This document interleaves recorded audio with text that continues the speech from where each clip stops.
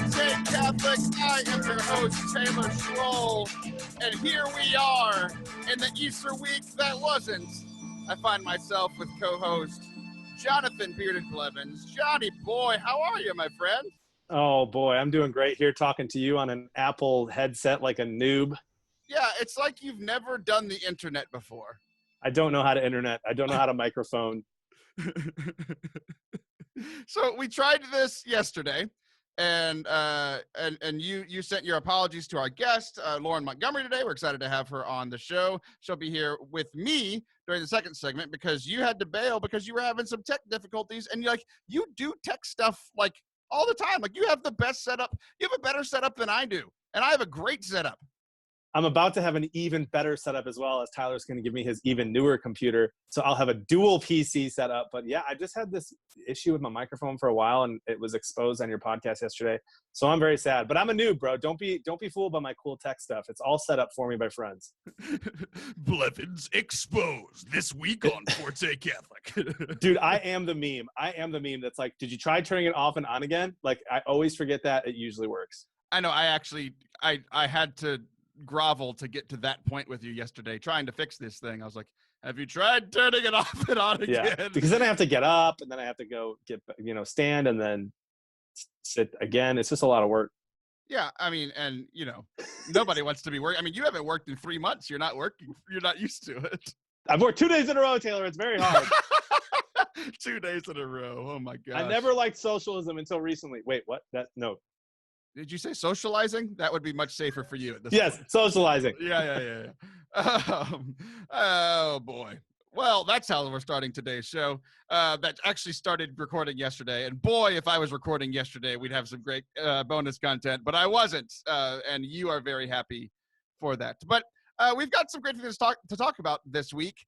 And you recently, you've just been bringing the takes, dude. Like I used to text you and you're like, I don't care at all. And now you're like, you have a list of some of the most random things that you have takes on. And we're going to get to that.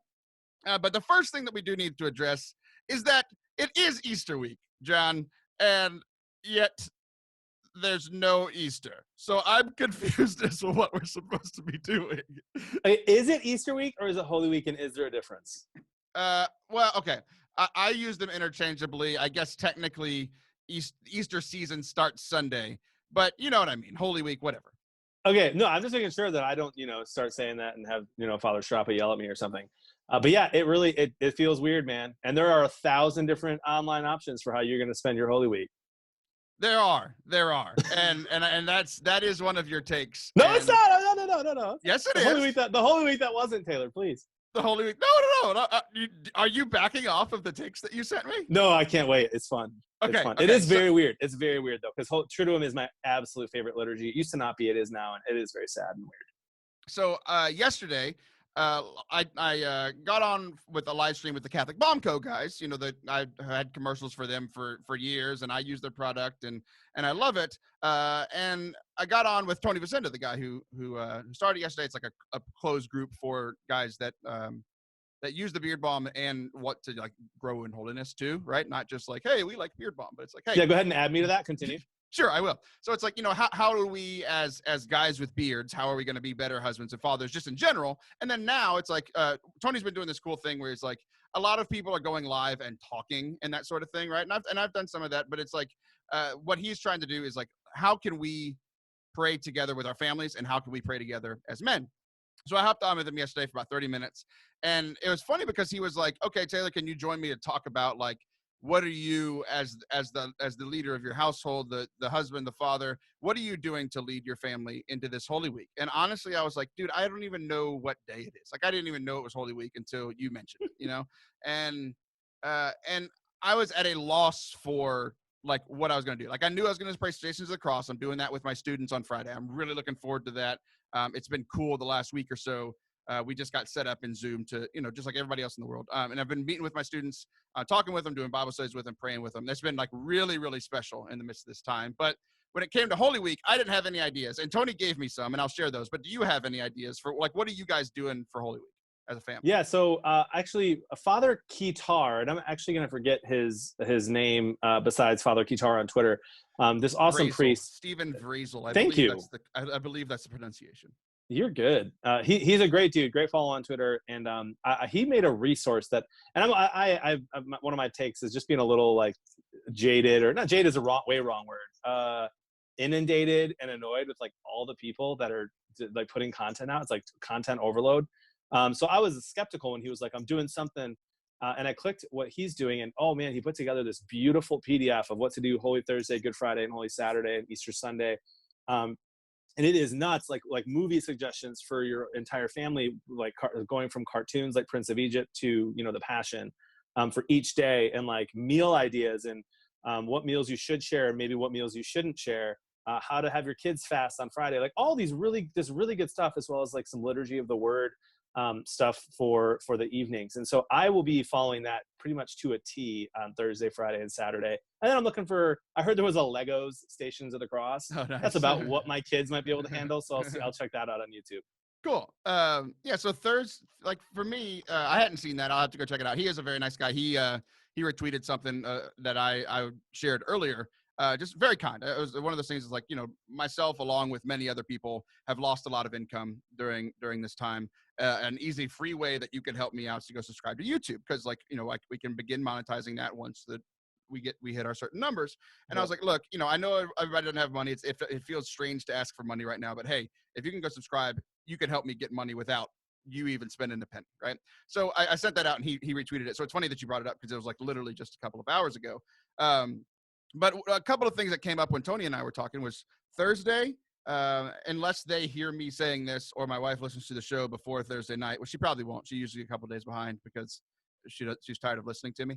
But I'm going to watch the feet of my family on Thursday night, because I have the 3 little kids. You know, my son will be 7 on Sunday, but you know, 6, 5, and 2. I'm going to watch their feet. I'm going to watch my wife's feet on Thursday. Yeah. Friday, I'm praying the Stations of the Cross. And for those of you that didn't see, from the last podcast, Father Anthony and I recorded for the podcast and on YouTube, the Stations of the Cross, that a friend and I wrote a decade ago. We were in college writing it for people our age then. And so now that I'm old, I went back to this old material. I'm like, hey, look, young people, this is something that I did for you way back in the day. So those you can check out on YouTube and on the podcast. But I'm praying those with my students on Friday. And then Sunday, we're just going to celebrate. Oh, the other thing that he said, because you were talking about content and that sort of thing too. Friday, he was like, we're gonna shut off all screens from 12 to 3 on Friday. Ooh, And I like that. I need that, because I've been in front of a screen since this quarantine started. Yeah. So those were kind of my ideas to go along with what you'd said. I love that, dude. My wife actually mentioned wanting to do the washing of the feet, and I forget if that's in Father Stephen's thing or not, but she had this great idea to take it up a notch, to like have our family wash each other's feet, who we struggle with the most. And so like she's washing my feet, and like, and I'll wash like, Zach's feet or whatever. And kind of like do it with the person that we struggle with most, which I thought was kind of fun. Isn't that kind of mean though? Because then when you go to wash their feet, you're serving them and also saying, I don't like you. No, because I don't think we're going to share that. I think we're just going to do it. And then her and I will know. That's funny. Why we're doing it. I don't like you, but here's some water to put on your feet that doesn't actually clean anything. We all know that's what Jesus actually did when he washed their feet, right? Yeah, like, I don't like any of you right now, but hey, I do love you. He just watched Judas's feet 12 times. Yeah. It was misreported on. Yeah, for sure. Oh man. So yeah, that's kind of what we're doing this Holy Week. It is difficult. It does feel weird. Like I don't feel like it's Holy Week at all. Holy Week is my favorite week. I love Easter. Like when it comes to like, usually people's favorite holidays are Christmas or Easter, like that are practicing Catholics.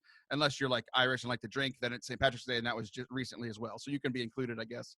But like I'm more of an Easter guy than Christmas guy. It's like this is the point. Like this is when we were all saved, and he did everything, and he gave us all the sacraments, and then he rose again, which is so baller.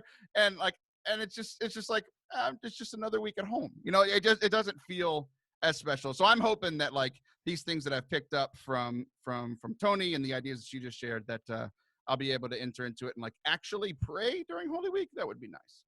Yeah, I'm going to try, man. I'm going to try to make Thursday as special as possible, because Holy Thursday is like my jam for the last few years. It has rekindled my love for the Eucharist. The whole entire parish staying together for adoration for a while is just something I kind of wish would happen every week.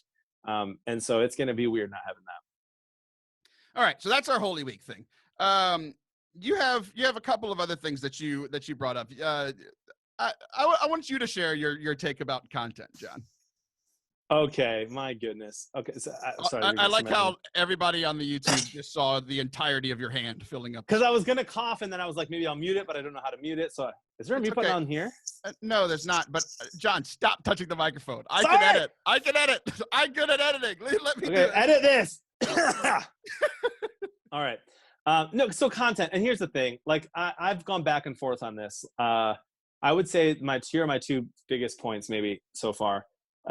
One is that it is important if you have a community gathered around you, whether it's in person or online, particularly on social media, though, you have a group of people that enjoy your takes, like it when you tweet about what your thoughts are about COVID-19, what you're doing with isolation, all these things.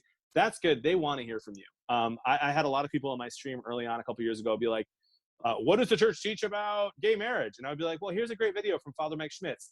And they're like, I don't know Father Mike Schmitz. I want to hear from you because I have your trust and you have my trust now. So I get it. I get that we need to serve our communities. I also think that people should try to participate in their mass as best as they're able if their mass is live streaming. And I'm also thankful for the priests that are live streaming for the whole world in case parishes aren't. So I get it. But it also kind of a little bit feels like sometimes in the Catholic world right now, people are like, now's my time to shine. Like now is my time. Like now I don't have to go to work every day, so I might as well produce content and try to make it, if you will. And it's kind of easy to tell who's doing that and who isn't, or maybe I'm a jerk and it's not, and I should stop judging. But I do think there's too much content. And part two of this is that this has been a thought of mine for a long time anyway. That like one of the things that happens, and you'll start seeing this because I think that you're doing a great job. I obviously love being on your podcast. I hang out in your stream more than I hang out in most people's streams on Mixer. And so it's been a lot of fun, like interacting in that way. And you've been thinking about doing that for a long time anyway. Right. But there's you'll start to notice, bro, like in your own chat when you're streaming, like people will be really like, they'll follow you, they'll chat a lot, they'll be great. And they'll be like, oh, I can do this. And so, and then all of a sudden they're like in your stream and they're like, yo, check my channel out. I started streaming. And not everyone is called to do it. And I think that we're supposed, myself, every month I have to pray about whether or not I can still do this. There's been months where I'm like, maybe not. And so I've streamed way less and months where I've streamed more because it feels like God's calling me to it. And so I think it'd be good for everyone, myself included, to take a step back and be like, what am I supposed to be doing? What does God actually want me to do? Or who should I be lifting up that might be doing something better than me? Or sharing it in a way that would make sense. And so I've been trying to host people more on my stream, like send people over to Mrs. Ruby or send people over to whoever is on, point people to Father Harrison's channel when he's doing his theology talks to try to lift other people up, because we do need more people creating good content. But right now it's hard to sift through the good and the bad. Yeah, I have, I run, and you kind of did it too. Like I run the gamut of takes on this, right? Where one of the biggest takes that I despise in the Catholic world is Catholic speakers telling people not to be Catholic speakers. It's the most hypocritical thing I've ever heard in my entire life. Like you can't tell people not to do something that you're doing. Now, balancing that with on the same side where it's like, do you have the talent to do this? And it's like, okay, because like I look at you as like the king Catholic streamer, right? And there are other people that have started streaming who are Catholic who have done well, and other people that not as well, right? And hopefully I'm somewhere in between there. I'm nowhere close to the king, but hopefully I'm not terrible. And it's one of those things where it's like, okay, do I feel like I have the skills to do this? Yes, but then I do it and I feel like I don't sometimes. You know, like I don't, like it's not my main thing. Podcasting is my main thing, right? But at the same, I do appreciate that people are trying. I think that's the base where my take comes from, even with frustration surrounding it, right? I appreciate that people are trying, because there are so many people constantly, quote unquote, creating content locally for their parishes and doing a good job there, right? Youth ministers, DREs, RCIA people, whatever. And now we don't have access to that. So we do have more time to create things, and the only place to do that is online. Now, the other side of me says, well, now everybody's listening to the new stuff, and I've seen my numbers drop a little bit. I'm like, well, dang it, you know?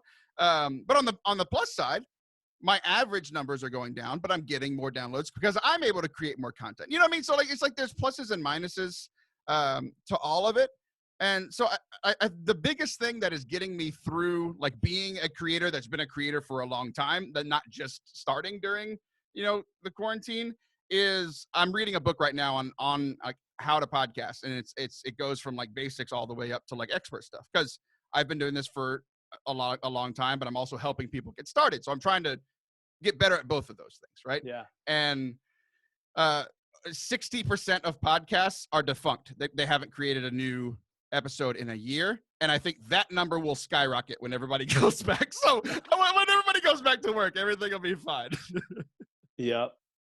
No, that's good points, bro. And I want to reiterate too, like I'm right there with you. I don't think one should ever seek fame for any reason.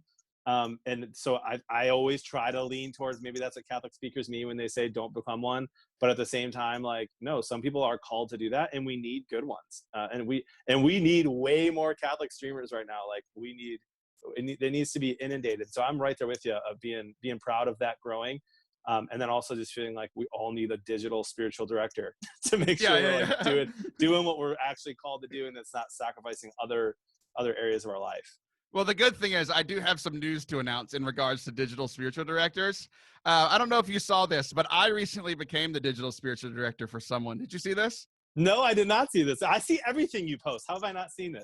Well, it's because it was hidden in the comments of a friend of ours whose Twitter is now locked down, so it might not have been pushed up. I would like to announce that I am now the digital spiritual director of Father Anthony Sciarappa. Oh my goodness, pray you, my friend. And I did not bequeath this title to myself. It was bequeathed upon me by Father Anthony himself in a conversation of me and a bunch of other priests. It is your gift, and it is now your curse. Exactly. Oh, it's his curse for sure too. So, I think my last thought before we're gonna wrap up this thought, just kind of circling back on the Easter week that isn't, or what that's kind of what I've been calling it. But it's like it's not a normal Easter week, but it's still like Jesus is still going to rise. Like he's still risen. Like we're weird Catholics with this time thing. He rose 2,000 years ago, but like on Sunday we're like he is risen. Whatever. But like I've been connecting a lot with the apostles on Saturday morning, where it's like they're literally just waiting for Jesus to come back. They're just waiting. They're terrified. They don't know what's going on. Life is straight. Like their life was just wrecked. Everything they've been doing for the last 3 years, the man they were following, it's gone. And sometimes I feel like Jesus left. Like my joke this whole time is kind of half a joke. I think Jesus took a sabbatical. Like what's going on, But like I'm connecting with the apostles on Saturday of like, I'm just waiting. And I'm hoping that through this Holy Week, I'll experience the risen Jesus on Sunday, just like they did. Amen, dude. That's beautiful. You're beautiful. All right. I would say we would be right back, but I already told you that John isn't coming back for this interview. But John, you will be back, and we're going to go through all of your takes in our final segment. So everybody, do not go anywhere, or I will probably cry real tears. And I'll actually talk about crying real tears in the final segment. Don't go anywhere, because I'm about to talk to Lauren Montgomery of the Catholic Commons Podcast.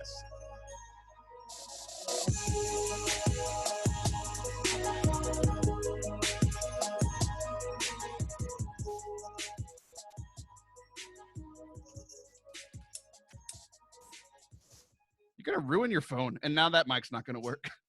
Welcome back to Forte Catholic, the game where everything is made up and the points don't matter.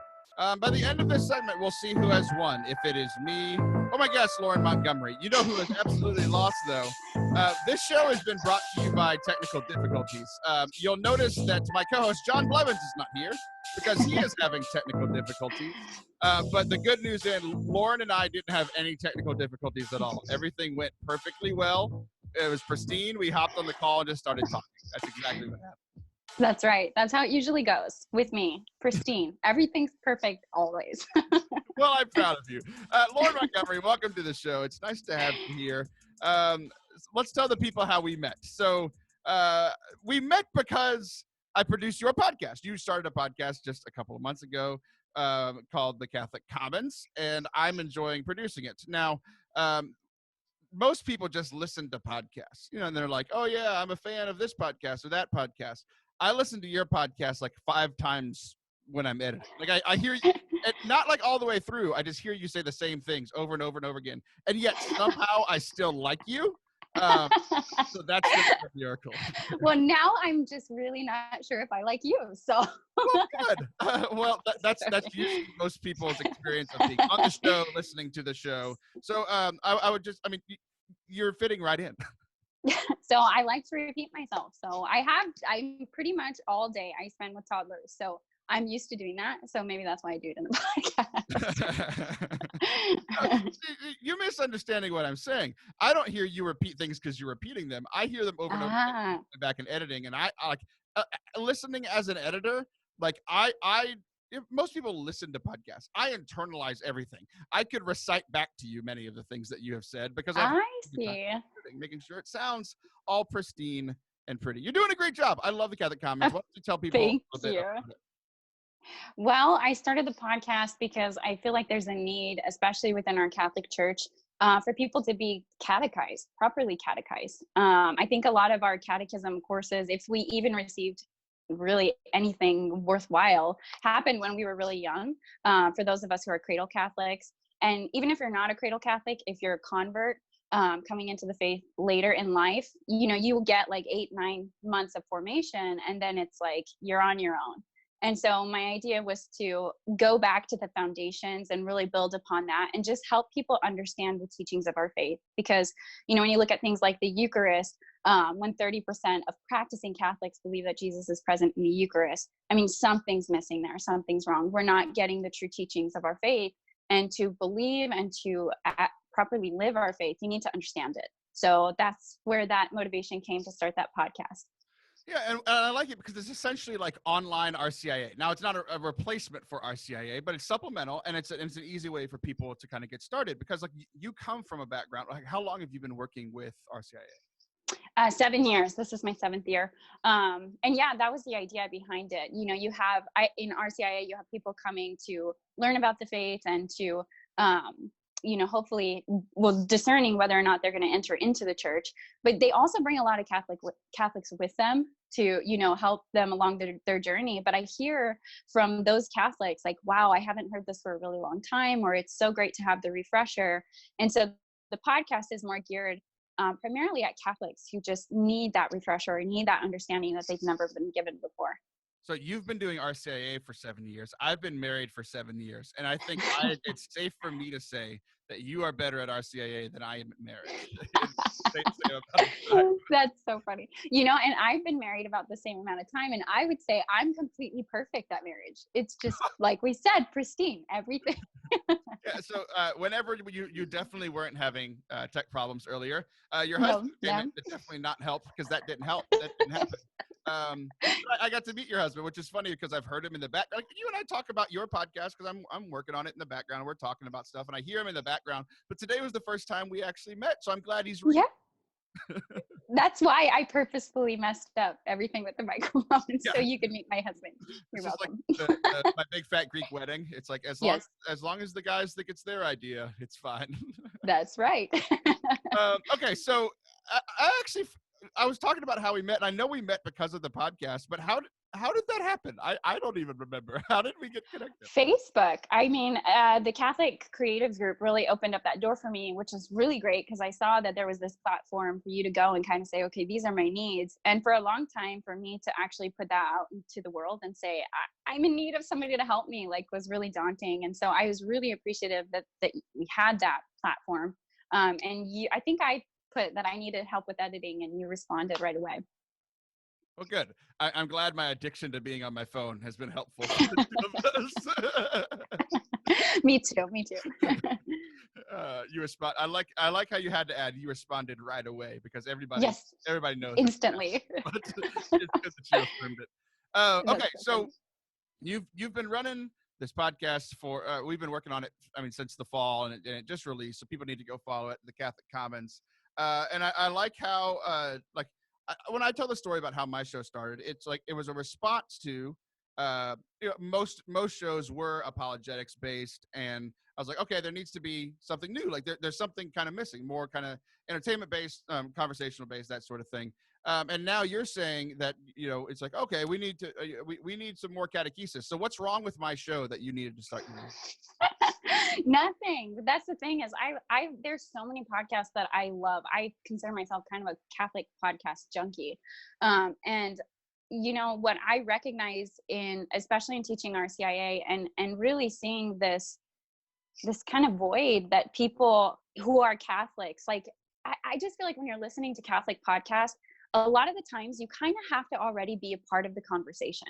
You need to understand terms like Trinity and incarnation and like real presence in the Eucharist. And you know, I'm not saying that people are dumb or simple-minded. It's just, you just have to be a part of the conversation. And if you're not, those just aren't as appealing to someone like me who eats it up. And that's the tricky thing with my podcast, because I'm putting it out there for people who haven't received this proper catechesis, but then it's like putting it out there, like maybe somebody will find it and listen to it who needs this. But if you're not looking for it, again, it's kind of a weird area to be reaching out to. But that's just what I kind of sense from it.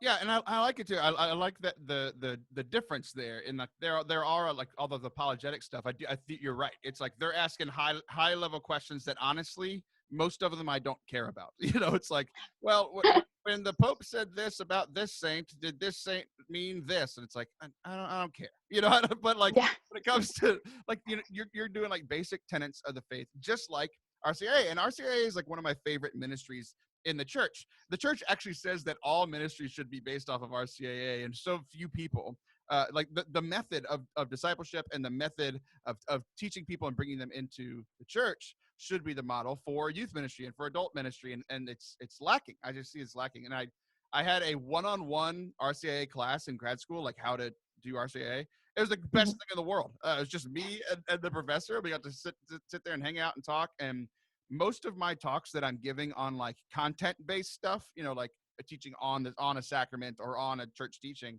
I actually use an RCIA manual that I got when I was in grad school, and I use that as the basis of it.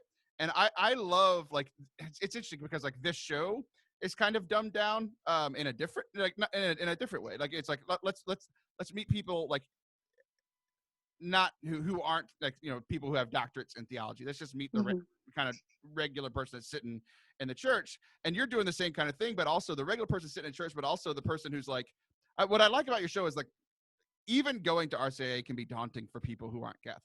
But it's like, you know what? Let me try this out. Let me do the online version with Lauren, and then we'll go from there. Yeah.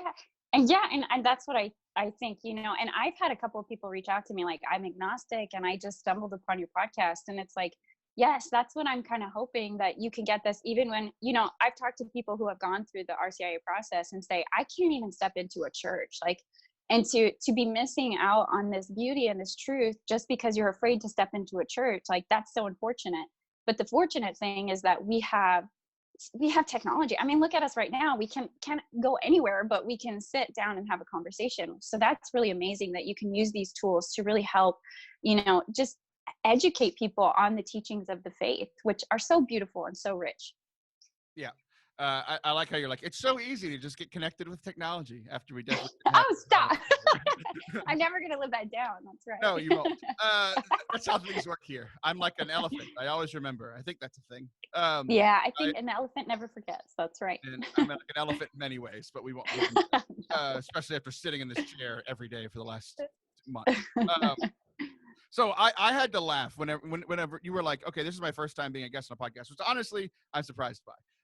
But when I was asking like what topic you wanted to cover, I had to laugh because of not because the topic was funny, but because how very different you are responding to this crisis than I am. That's so.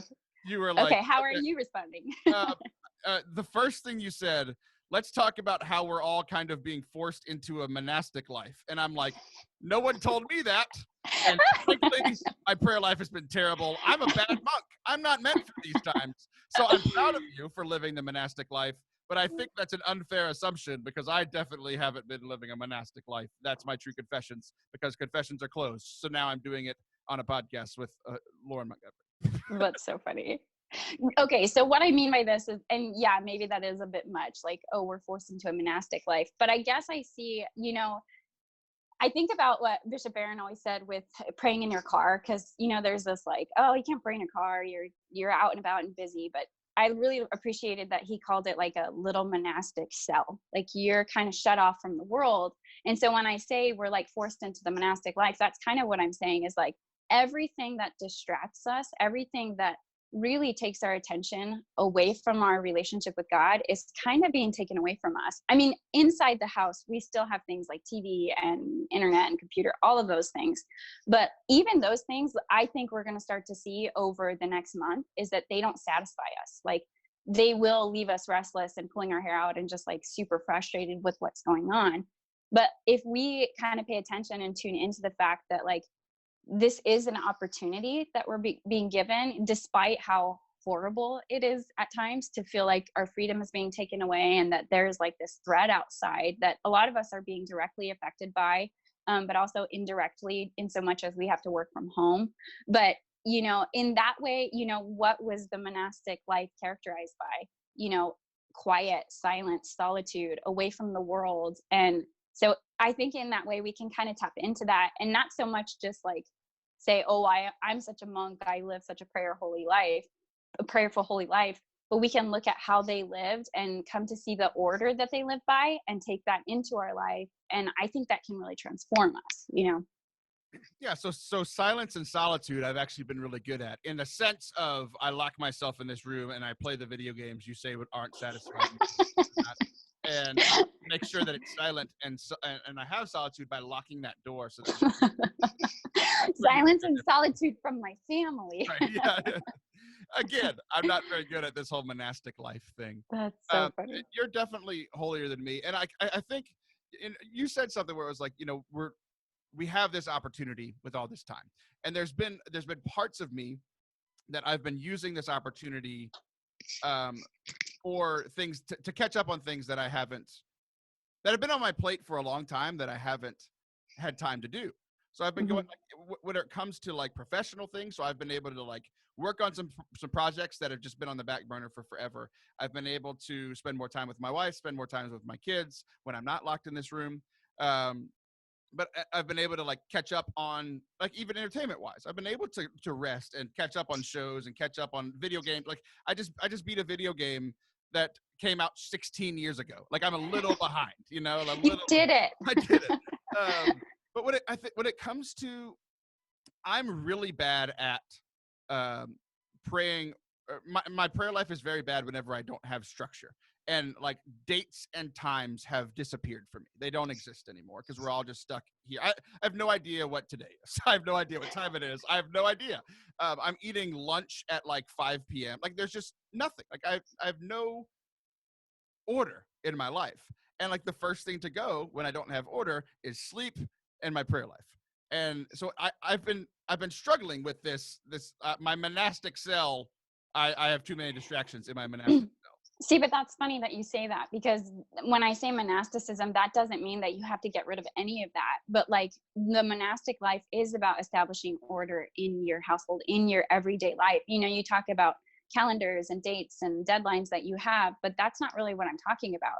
Like if you look at the way that the monks lived according to the rule of Saint Benedict, they had a set time during their day, chunks of time for prayer, chunks of time to go outside and garden or do something that they enjoy doing outside, chunks of time to eat, to be quiet. Like all of these things fell into the order of their day. And I think, why I say it's such an opportunity right now to recognize those areas where it's like, okay, well, I'm really struggling with that.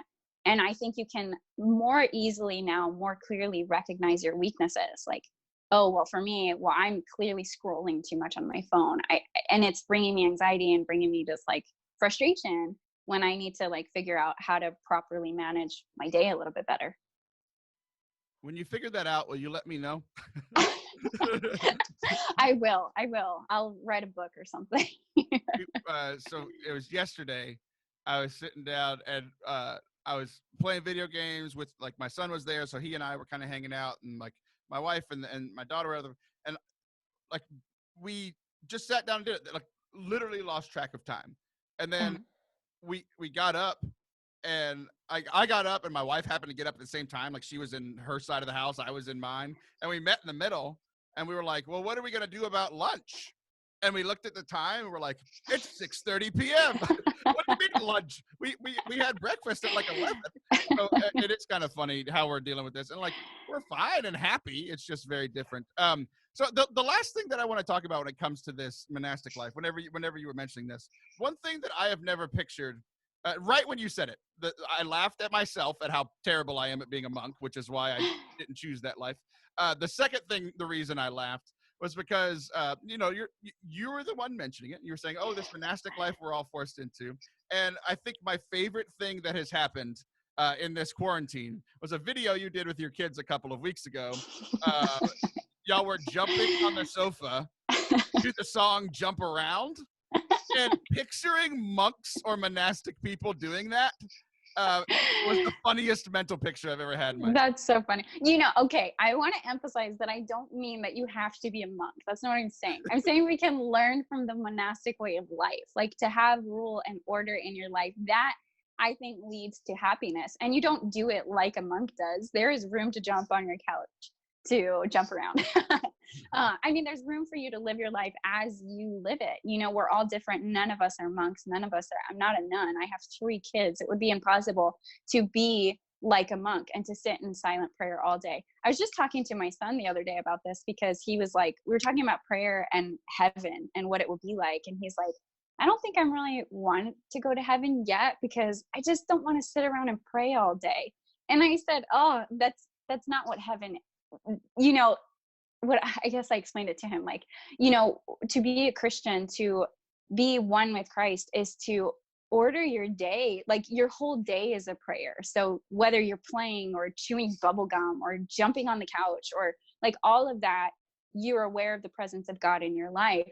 And so what I'm saying is, it's not so much about realizing that, I need to pray in solemn silence all day long. Like that's literally impossible for us.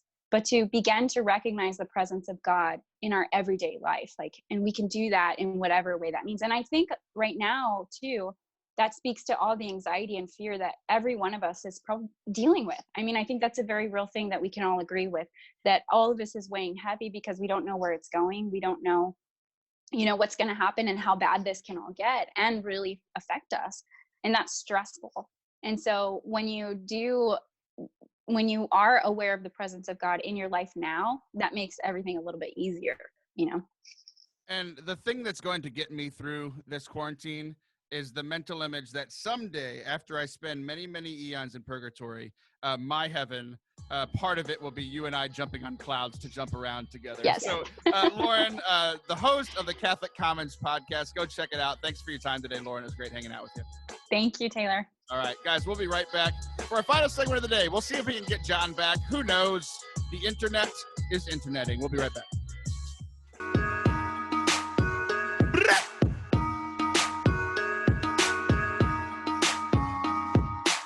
Welcome back to Forte Catholic. I am Taylor Schroll, and Jonathan Blevins is back with me. I'm so happy you're back, buddy. I'm back. Baby, I'm back. Yeah. Oh, dude, you're showing off your tattoo. Look at you go. I'm waving my kids away from the window. Hi, kids. How are you? Yeah, Taylor. Oh, yeah, that sounds just like them. Thank you. So, yeah, though, that was, I know that you're a musician. Like, you were like the Catholic worship leader. You're like, oh, yes, I'm holy, but I used to have a rough life. Yeah, I have a past. Okay, so we want to get into some of your takes that you have here today. I'm glad you have them pulled up. I do. So here's the thing. Okay, we'll let you go first. We'll let you kind of run this thing. Thoughts on Tiger King? Everybody else is talking about it, so we have to, I guess. Yeah, the world is talking about it. When I first saw the preview, I was like, I'm not watching this. It looks weird. Like, the tigers seem cool, but it looks weird. And then I saw the reaction online, and I was like, oh, man, like, there's something here. So I decided to watch it with my wife. I had to convince her and just be like, you're watching one episode. I promise you, you're going to love it. We liked Making a Murderer. You're going to like this, too. It's crazy. It is insane. Like, you could have been like, John, this is going to be the craziest show you've ever seen. And I would have been like, we'll see. And every episode gets crazier and crazier. You're like, there's no way this could get crazier. And then it gets even crazier. Here's the thing, though. I just got done watching Ozark as well. And I'm not recommending that, if you're offended by strong language and stuff, but it's an incredible, like, fun show, very suspenseful. And you watch a show like that, or a show like Breaking Bad, or a show like, you name it, even just CSI, and you're like, man, this is how real crime is in America. And then you watch Tiger King and you're like, oh man, no, this is actually how real crime is in America. Like, a dude owns a zoo, is bad at it, hates someone who's doing the same thing. She may or may not have killed her husband, and then he tries to kill her and is in jail. Like, that is probably more accurate to what crime looks like than Ozark and Breaking Bad. Yeah, but you'll never convince me that it's better to watch than those other two things that you listed. Probably not, but bro, you gotta watch it because it's insane. No, it is insane. Here's my take, and this is why I let you go first. I'm never watching it. I refuse. I think the insanity is ridiculous around it. I think if we weren't all stuck at home, nobody would be watching it. I don't understand. I'm not going to watch it. You have to watch it. No! Everyone's watching it. You have to watch it, bro. Joe Exotic is the single most entertaining person I have watched in the last 10 years, and a horrific, and I pray for him. That's how I feel every time I watch your stream. But anyway. That's such a compliment. No, okay, so like I mentioned in the first segment, you know who's with me on this is my new spiritual directee, Father Anthony. He said, I don't know what a Tiger King is, but it sounds sinful. And I'm totally with him. It is. But I don't see how it's any more sinful than, like, Breaking Bad or something. Here's the thing. If I'm going to watch something that I shouldn't, it's at least going to be good and scripted. That's probably true. I would say this, though. Tiger King's probably PG, maybe PG. It's PG-13, whereas there are shows that are rated R. But I hear you. It's real. And so, but it's nuts. Watch it at the very least, Taylor, to pray for him. No. I refuse to watch it. I refuse to pray for him. I refuse to have anything to do with this thing. Let me just tell you one thing then, okay? There are people that work for him for less than $20 a week, live in a trailer with rats, and have their arms bitten off by animals and decide to continue to live with him. You know what that's called? A cult. Death cult. Yeah, exactly. But it's crazy. It's like, why do they love him so much? Oh, it's weird, dude. Oh, man. The Catholic Church is against cults. This has been a PSA from Forte Catholic. Yes, amen. Okay, so you know what I've been doing?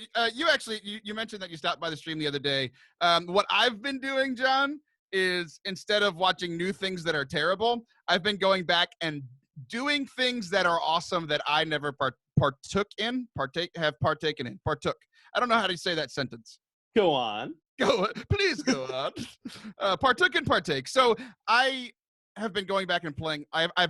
You are a huge Halo fan, and you've been putting you and Bryant Montfort and a few other people have just been putting this bug in my ear. I got to go play Halo. And I never had the time, right? Now that excuse is gone for everything, and I'm doing better at it and catching up on entertainment than I am for my spiritual life, but that's a whole nother second. But like, I played through Halo 1 last month. I played through Halo 2, and I just beat it this week. I'm going back and catching up on the Flash and the Arrow universe. Like, these are all good things that I'm catching up on because I never have time, and they're always in my backlog, and I get stressed out when things are in my backlog. And now I'm enjoying these great things, and everybody's like, oh, look at Tiger King. And I start playing Halo 2, and everybody's like, those are some of my greatest memories from my childhood. I'm like, you're welcome, world, stupid Tiger King.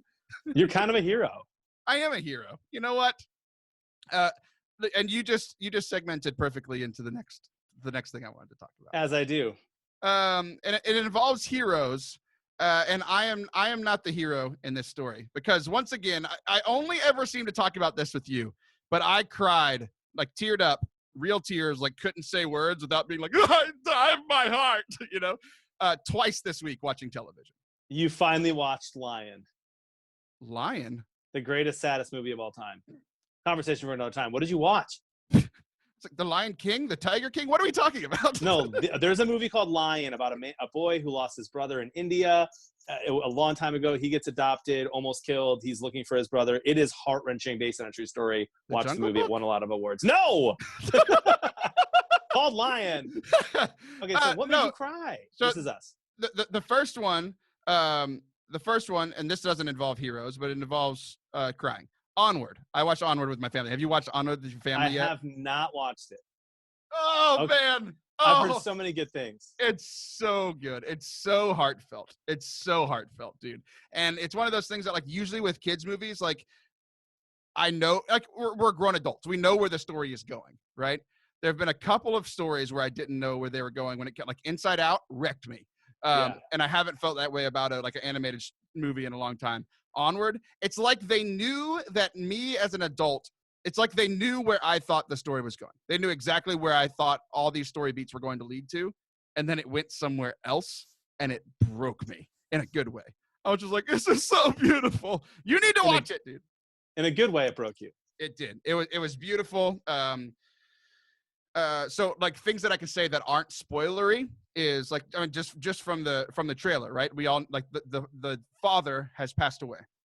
That's in the trailer. That's not spoiling anything. Yeah. But so like there's a couple people in my life who have lost their dad. So watching it with them in mind, like it was extreme. It was like hurtful, but then also like there was redemption and like beauty at the end. And like it's like it was meant, that movie was made for people like that, where it's like, we understand your pain and here's some beauty even within the pain. Like it was awesome, man. Wow. It was really special. So I teared up doing that. We watched it as a whole family, and my best friend, who is like my daughter's godfather, he wanted to watch it with us. So he FaceTimed in. So he was on a 2D screen and my son held him the entire movie. Oh my goodness. That's adorable. The other one involved heroes. And this actually is going to get into a spiritual conversation, because I learned every time I tear up at something, what I've learned since I started talking about it with you and I started talking about it with somebody really holy on my staff about a year ago. And the biggest thing that she told me, and I think you told me something similar, where it's like, why was that thing the thing that made me tear up, right? And I think for Onward, it was because I know people that are in that situation, and just like the beauty of family and siblings and relationships. Okay, cool. I was watching The Flash and the Arrow. Have you watched those shows? Ever kept up with them at any point? No, I have not. Okay, I'm big into the Marvel stuff, but I haven't seen those ones. Gotcha. Yeah. I'm definitely more of a Marvel guy, but like the TV, the Arrow is my favorite. Is like one of my favorite television shows of all time. Ooh. And it's coming to an end. Or actually, it already has come to an end, just not on Netflix yet. So spoilers a little bit for this happened a year ago, and I know what's going to happen essentially. But essentially, here's the thing: they go in, and here's the Arrow, who comes from this, like, there's a lot of pain, but he's he doesn't have any powers. It's all fighting through pain, and I'm gonna do whatever I need to protect those that I love, and I'm gonna fight through this. But he when the first year, he was like killing bad guys, like the whole thing with like Batman, like, oh, I'm not gonna kill people, and they could just go to jail and they come back out. He was killing them, and it was like, dude, this is different, like a superhero like killing people. And then he stops doing that, but he's still willing to do things that aren't necessarily good for the common, or for a greater good, which is like an interesting thing. It's like not Catholic, but it's me. You know what I mean? Yeah.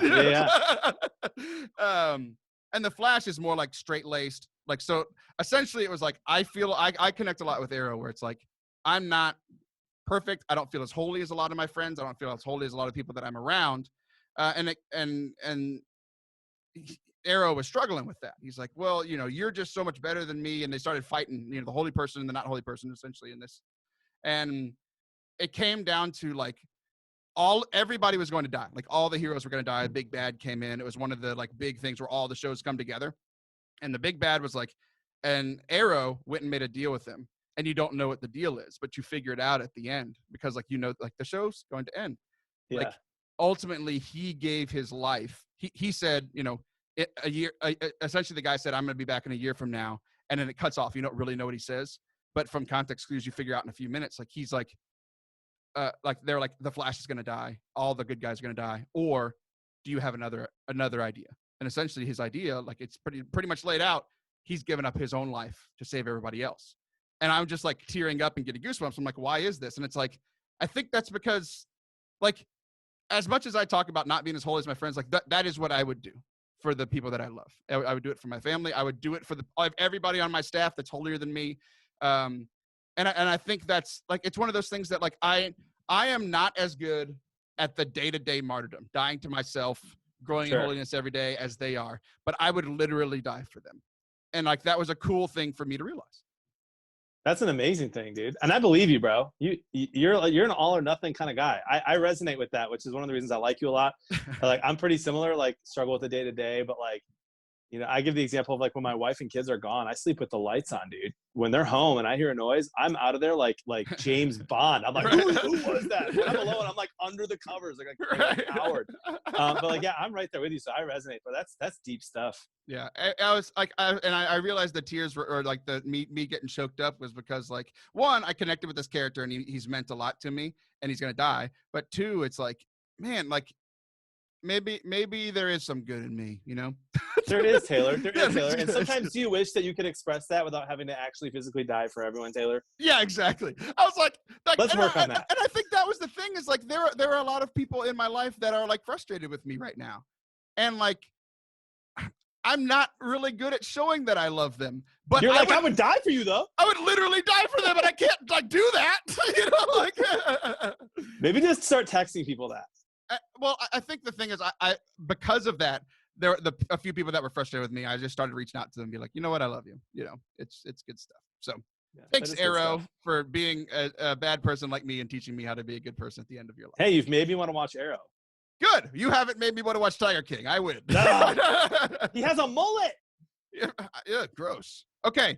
The last thing, one of the big things that I want to get to the last few minutes that we have here is that you said that hopefully churches realize what's important after this pandemic, like not bulletins. So let's get into that a little bit.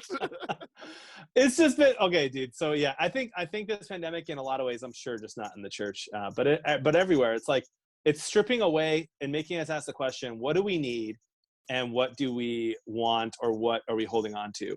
And as far as churches go, like, I don't want to slam bulletins. If there's elderly parishes out there where they love the bulletin and they love that subscription and it's like a magazine, fine. But like the reality, I think, which our Protestant brothers and sisters have figured out, is that things are going digital and there are better ways to communicate with parishioners. And part of that is social media. And a lot of part of that is just streaming. So and it's proof in the streaming that we're not necessarily like, that the elderly are not necessarily only going to use bulletins. So for instance, our parish had our associate pastor give this talk last night on Twitch. Our Twitch account has 3 followers. There were 100 people or 120 people watching and nobody chatting. Okay. Most of those people are above the age of 50 and they just want to hear Father Ryan talk. And that's awesome. That's so good. But they're ready and they're adapting and they're ready to move on from the archaic waste of paper that a bulletin can be, but also it's letting parishes hopefully start dreaming about how they're going to communicate in the future. Yeah, no, I totally agree, dude. And that is, you know, kind of going back to our conversation in the first segment, it's like, that's been one of the things that's encouraging. It's like, now is an appropriate time for people to fail at this. Like, everybody understands, you know, like, oh, you started a live stream. Like if a parish like yours started a live stream a year ago, tried to do that, and like it would just flop, and like there wouldn't be anybody watching, and because there's technical difficulties, blah blah blah. Everybody's being so forgiving right now. Like, you know, late night shows are recording at home. Podcasts are having to do different things. You know, your setup is terrible. You know, like people are more forgiving of things like this. So like people are working out the kinks right now in an acceptable time, and then so now whenever we like, it'll be perfected or much better by the time that we're all back to like our normal lives. And I think it's just cool that the churches will be better set up to be in the digital world after this. I agree. And I hope that if anyone's listening to this that like does their bulletin at their parish, like I hope that they're not offended. I hope in fact that they're inspired that like what they're doing with the talents that they have that make the bulletins so well done can be translated into something else to serve our communities. Like the people I know that I've worked personally with in parishes that do bulletins are wildly talented who've been asked to do this bulletin. They can push that content out in other ways and are definitely capable of it. Content is king, not the tiger. So I'm very proud of us that we got through wow. This. It is funny. The last thing you mentioned, you know, like my demographics on my YouTube channel have been like all like the 25 to 35 and 35 to 45.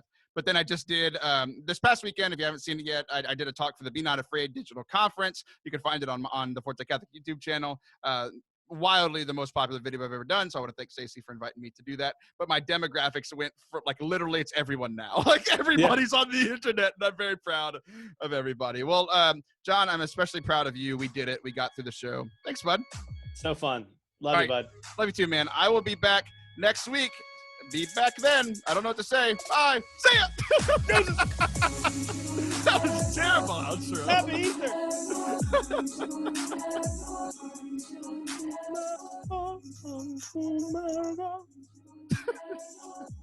All of that's going in the recording.